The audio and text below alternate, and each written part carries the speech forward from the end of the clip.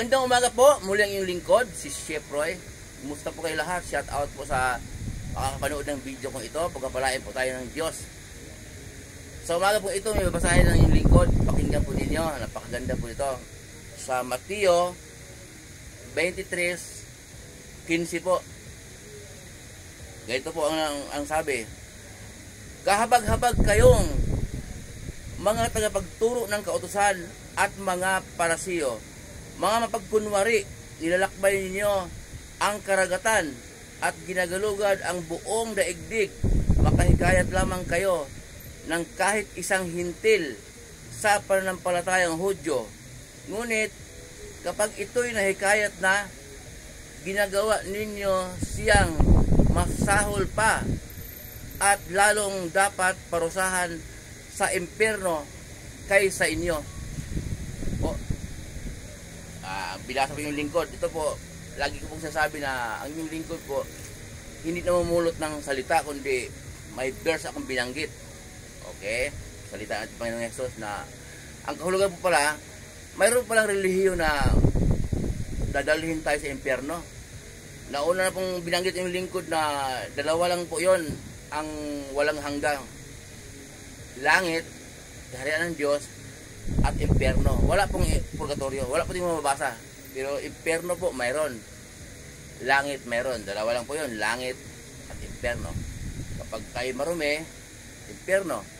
Kapag mananampalataya at sumunod tayo sa gusto ng Diyos, sa kaharian niya, sa langit. Kasi nga, ang Diyos ay banal. Hindi makapasok kung tayo marumi.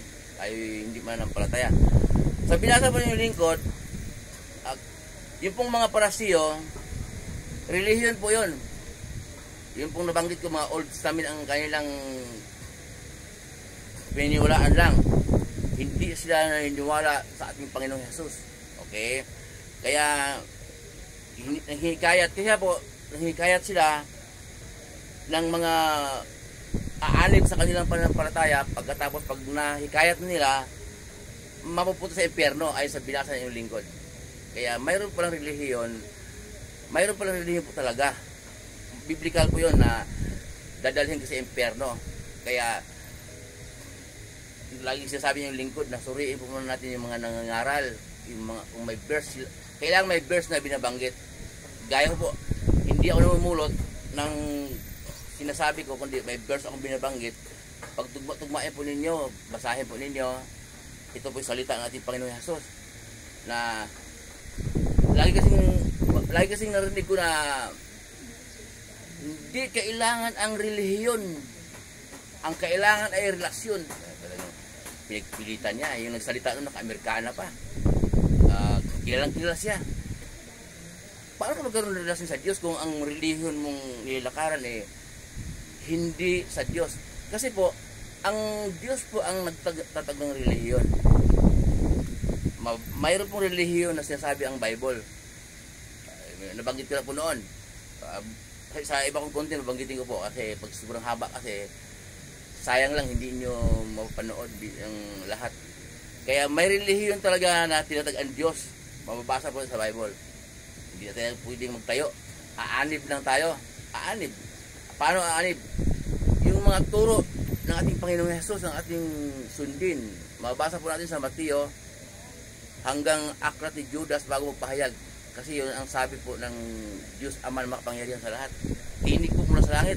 Sabi, ito ang minamahal kong anak na lubos kong kinalulugdan. Pakinggan ninyo siya. Si Jesus ang tinutukoy ng Diyos. Pakinggan na natin. Mababasa po natin sa Mateo 17:5. Kaya wala po tayong pakinggan kundi turo ni Jesus. Muli pong yung lingkod, si Chef Roy. Mabuhay po kayo, magpapalain po kayo ng Diyos. Sasamahan kayo ng Diyos kahit saan po kayo punta. Sa mga trabahong pinasukan ninyo, mga negosyo, kahit anong pinagkakitaan sa buhay ay ayon sa kalooban ng Diyos, pagpapalain kayo ng Diyos.